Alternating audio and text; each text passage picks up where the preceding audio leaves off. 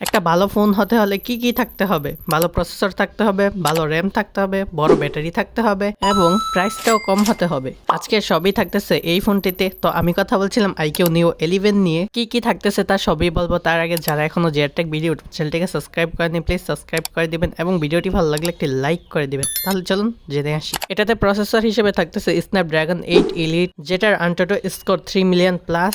Gaming এর ক্ষেত্রে তো আপনি ফুল স্মুথ ও বেটার পারফরমেন্স পেতে যাচ্ছেন। আর শুধু চিপসেটের জন্যই আপনি পারফরমেন্স পাচ্ছেন না, এটাতে থাকতেছে LPDDR5X ultra RAM, UFS 4.1 storage, latest RAM and ROM type থাকতেছে এবং 7500 mAh battery with 100 watt fast charging, 0 to 100 only 1 hours. আর স্পেসিফিকলি গেমিং এর কথা বললে 8 Elite প্রসেসর তো আছেই, তার সাথে Q2 চিপসেটও রয়েছে যা ইন্টারপোলেশন ও সুপার রেজোলিউশনকে সাপোর্ট করে। You can literally play 144 hertz game. 144 hertz refresh যেহেতু সাপোর্টেড, সো এই ডিসপ্লেটাও ফ্ল্যাগশিপ লেভেলের 6.82 ইঞ্চি 2K LTPO ও LED ডিসপ্লে যা 144 হার্জ রিফ্রেশ সাপোর্টেড এবং 4000 নিটস পিক ব্রাইটনেস। আর এটার প্রাইস নিয়ে যদি কথা বলি তাহলে 50,000 এর আশেপাশে। তো আপনাদের কি মনে হয়, এটা কি বাজেট ফ্রেন্ডলি ফোন নাকি ফ্ল্যাগশিপ কিলার? কমেন্ট করে জানাতে কিন্তু ভুলবেন না। আর হ্যাঁ, ভিডিওটিতে একটা লাইক করে দেবেন এবং জেআরটেক ভিডিও ইউটিউব চ্যানেলটিকে সাবস্ক্রাইব করতেও ভুলবেন না।